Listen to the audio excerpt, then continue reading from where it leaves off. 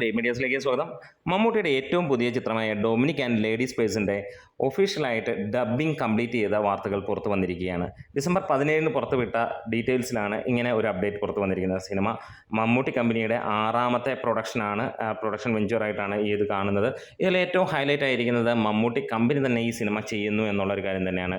നമുക്ക് വളരെ ലോ ബഡ്ജറ്റിൽ വരുന്ന മമ്മൂട്ടി കമ്പനിയുടെ മറ്റൊരു ചിത്രം എന്ന് തന്നെ പറയാം. Dominic and the lady Spurs എന്ന പേര് തന്നെ വെറൈറ്റിയാണ്. ഒരു പക്ഷേ ഇങ്ങനെ ഒരു ചിത്രം കോമഡി ലെവലിലുള്ള ഒരു ഇൻവെസ്റ്റിഗേഷൻ എന്നുള്ളതാണ്. പുതിയ പുതിയ ജോണറുകൾ അല്ലെങ്കിൽ സ്ഥിരം ഫോർമാറ്റുകളിൽ നിന്ന് മാറ്റിപ്പിടിക്കുന്ന മമ്മൂട്ടി സിനിമകൾ തന്നെയാണ് നമുക്ക് ഒരു ഹരമായിട്ട് എന്നും പ്രേക്ഷകൻ്റെ മുന്നിലേക്കുള്ളത്.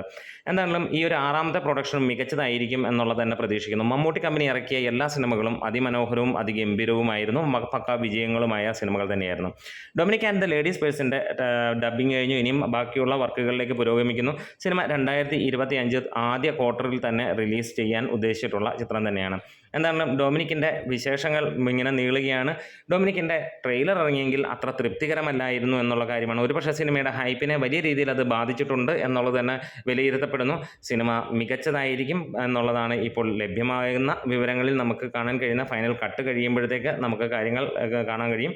സെഞ്ചുറി ഗൗതം വാസുദേവ് മേനോൻ ആണ് ഈ സിനിമയുടെ സംവിധാനം ചെയ്തിരിക്കുന്നത്. എന്താണെങ്കിലും കൂടുതൽ അപ്ഡേറ്റുകളും കാര്യങ്ങളുമായിട്ടൊക്കെ നമുക്ക് വരാം. നമ്മുടെ വീഡിയോസ് ഇഷ്ടമായെങ്കിൽ ഒന്ന് സപ്പോർട്ട് ചെയ്ത് തരണം. മീഡിയാസ്.